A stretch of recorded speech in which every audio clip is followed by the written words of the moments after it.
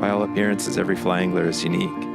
Each has his own story, his own secret spot, his own unique casting style, his own favorite flies, his own well-worn lucky hat.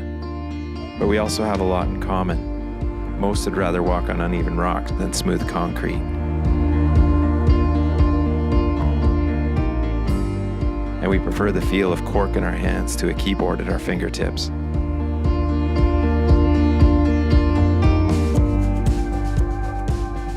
We prefer the constant sound of rushing water to the unrelenting drone of traffic. And we prefer standing beside a river with a fly rod in our hand to almost anything.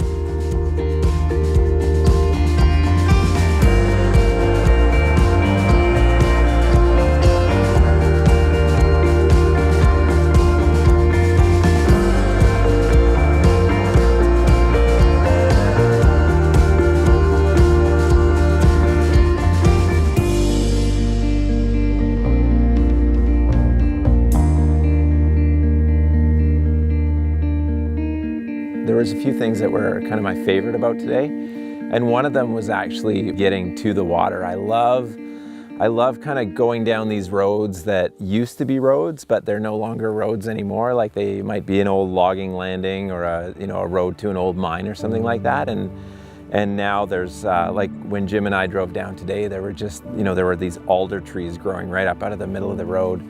And that's one of my favorite things. All the grass that had grown up and the alder trees, it just showed that we were actually the first ones down there in years.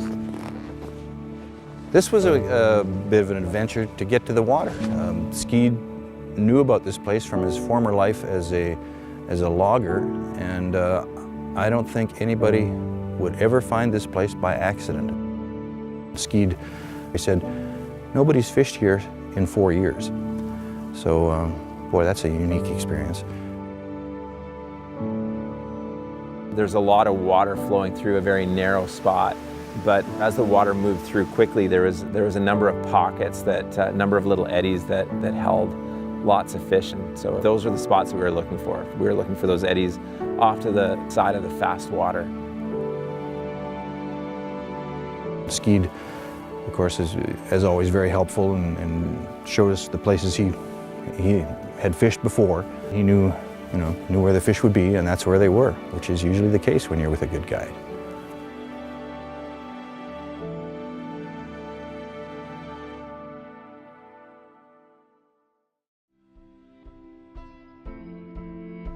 It was just one of those days where I found myself moving around a lot. I found a hole up higher, a nice run up higher, and I fished there and hooked lots of fish, but also landed a few and lost lots up there.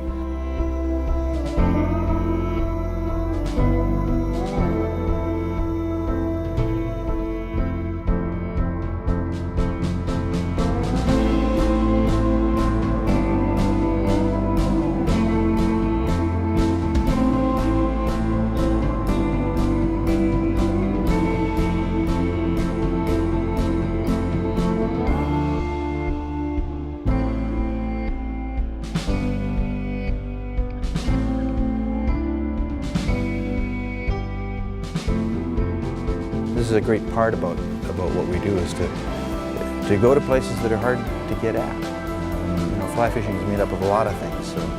The places where you can drive your car to the edge of the water and get out and immediately start casting. Places where you have to spend a third of your day just getting to where you can make your first cast. And it's all good.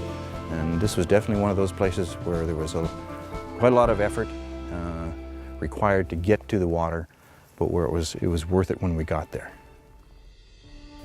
I was startled to realize a while ago that I've been fly fishing for a little more than 50 years. I'm really fascinated by the history of fly fishing and how it's developed, particularly in North America, and who the significant people were, who the groundbreakers were for fly fishing in North America, and what they've done, and how they got us here, and how they taught us to, not just to fish, but how they taught us to think about the fisheries and think about the resource, and whose footprints we're following in as we carry on with fly fishing. It's interesting to see the different ages of the different generations of people who are fly fishing now. There's people my age and older who've been doing it for a long time, and then we get a really good perspective on, I suppose, the next younger generation, which would be derricks. And then there's another group of people who are very important to the history of the sport, 20 to 35-year-old people who are just absolutely smitten by fly fishing and who are going to be the future of the sport. And I do think it's in good hands mostly because of their passion. And I think that generation is probably, along with developing the passion for fly fishing, they're developing the sense of responsibility to protect the resource, which is they have to go hand in hand if fly fishing is going to carry on.